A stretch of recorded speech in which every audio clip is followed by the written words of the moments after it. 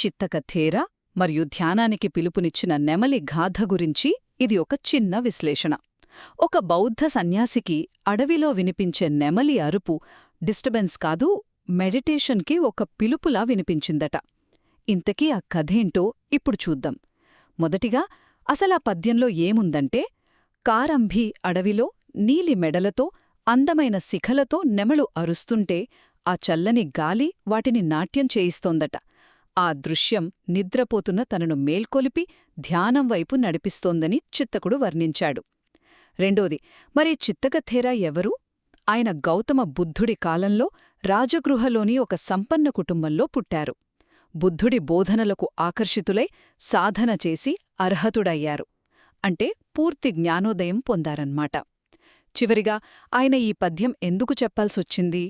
తోటి భిక్షువులు అడిగారట, అయ్యా, ఈ అడవిలోని శబ్దాల మధ్య మీరెలా ప్రశాంతంగా ఉంటున్నారు అని. దానికి సమాధానంగానే నెమళ్ల అరుపులు తనకు ఆటంకం కాదని, పైగా అవి తనను ధ్యానంలోకి నడిపించే ఒక మేల్కొలుపు అని చెప్పడానికి ఈ పద్యం చెప్పారు. అంటే ఒక సన్యాసికి ప్రకృతి శబ్దం అడ్డంకి కాదు, ధ్యానానికి ఒక ప్రేరణగా మారింది.